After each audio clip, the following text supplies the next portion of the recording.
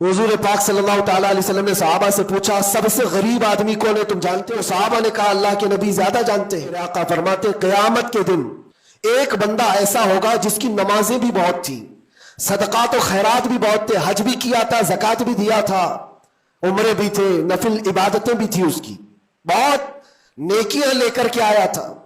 लेकिन जिस वक्त वो अदालत इलाही में पेश हुआ तो कई लोग खड़े हो गए, इधर से उधर से आए, रब ताला से कहने लगे, मौला ये नेक तो बहुत है, नमाजें इसकी बहुत है, हज भी किया है, उम्रे भी किया है, लेकिन मेरे पैसे भी दबा कर रखा था। कोई कहता है कि मौला मेरा हक इसके ऊपर बनता है, इसने मुझे गाली दी थी। कोई कहता है कि मौला मेरा भी हक बनता है, इसने मुझे मारा था। कोई कहता है मौला मेरा भी हक बनता है, इसने मेरे पीठ पीछे मुझसे चुगली की थी और लड़ाने की कोशिश की थी, मेरा हक बनता है इस पर।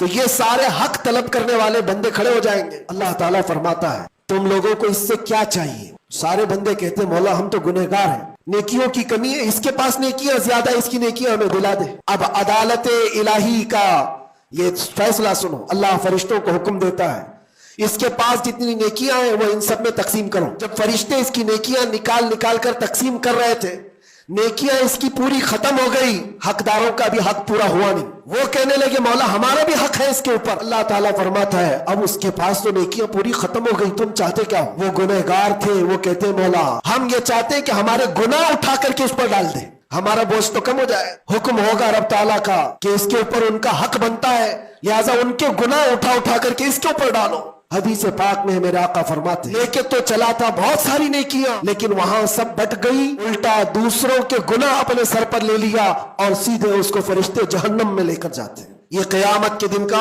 सबसे मुफलिस आदमी है, सबसे गरीब। इसीलिए ए लोगों, हुकूकुल इबाद में कभी गिरफ्तार मत होना। दुनिया में किसी का हक दबा कर मत रखना। किसी को अगर तुमने अपनी जुबान से ईजा दिया है, तकलीफ दी है, या हाथ से दिया है, या किसी भी तरह से दिया है, तो क़यामत के दिन उसका हक लिया जाएगा।